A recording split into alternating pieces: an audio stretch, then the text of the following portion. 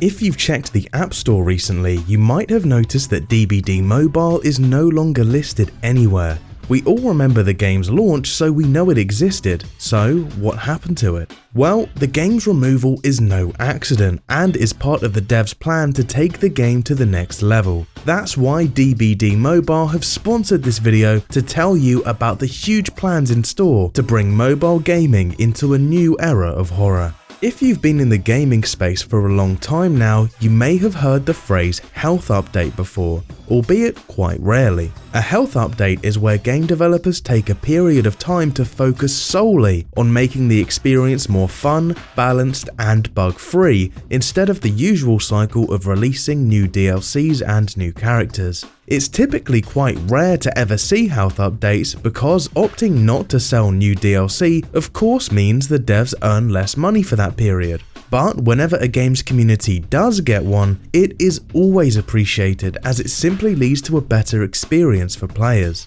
But keen-eyed viewers might notice one major difference between DbDMobile's current project and other games' health updates. Other games don't typically get outright removed in preparation for said update. So what's going on? I think the best way to describe the reason why is because this is bigger than just your average health update. Instead of simply tweaking balance and fixing bugs, this update is a complete relaunch of the game with a whole host of changes aimed at taking the mobile experience to the next level, to rival the experience that you would get on a PC or console. We're talking an entire graphical overhaul, not just one map at a time, but the entire game visually upgraded. Every single character, every single map, menus, the whole lot. They've even gone as far as to add physics to hair and clothes and create a new dynamic shadow system to bring your immersion to the next level, as well as an optimization sweep, granting better performance,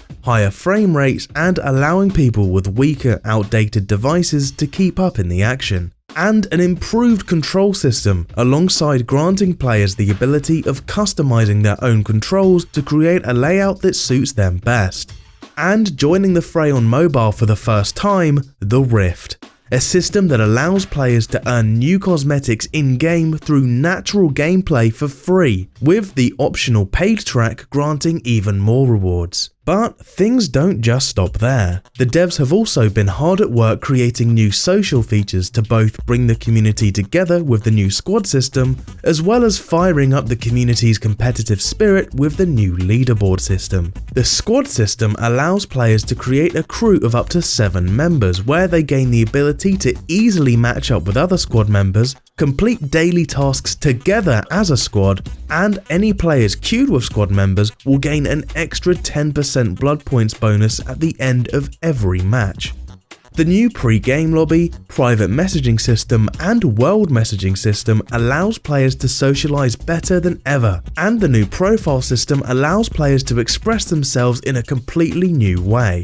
The leaderboard system comes to fulfill one of the community's biggest requests: the ability for players to visually measure and compare their skill with the public leaderboard ranking alongside the long-awaited new queue modes, Ranked and Quick Play. If you already play DbD, then Ranked is what you're familiar with already. The matchmaker finds you a game based around your skill level, and you can rank up or down depending on your performance.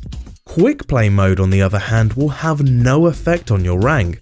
So if you're bored of running meta perks and want to mess around with some fun builds without worrying about your performance for a while, this is the mode for you.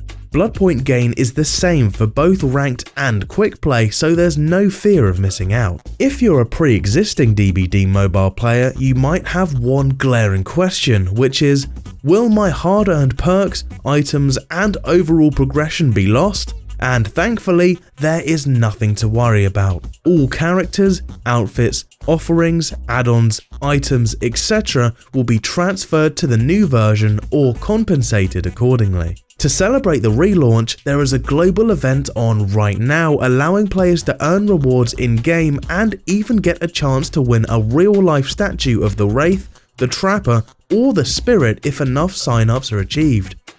Viewers can pre-register to get early access to the game by scanning the QR code on screen now or by clicking the link in the description and pinned comment. To show off the grand relaunch, DbDMobile has provided me early access to the game to give you an early look into what the future brings. Let's jump in. Upon loading into the main menu, we have the option to switch to Killer or Survivor, as well as switching our queue between Quick Play and Ranked mode. But there's something very important we need to do before jumping into a match, and that is spending blood points. Upon clicking the blood point icon, instead of the blood web, we are greeted with the blood market, which works exactly how you'd think. We are greeted with a selection of items, offerings and add-ons, and we can purchase them at will. Purchasing enough items at the first tier unlocks the next tier, and so on. So let's purchase a medkit. By clicking on the coat hanger icon, you can see all of the available outfits for your chosen character and customize your outfit to your heart's content. There's a wide variety to choose from. Okay, so we're in a match now, and as you can see, things are looking very nice indeed. In the top right, you may notice one of my perks is bigger than the others, and of course, that's Dead Hard. But it's not just any Dead Hard, it's Dead Hard with a dash. Oh yes, the legacy lives on. The maps have been visually upgraded, but as you can see, there were no sacrifices made and the layout of the map remains intact.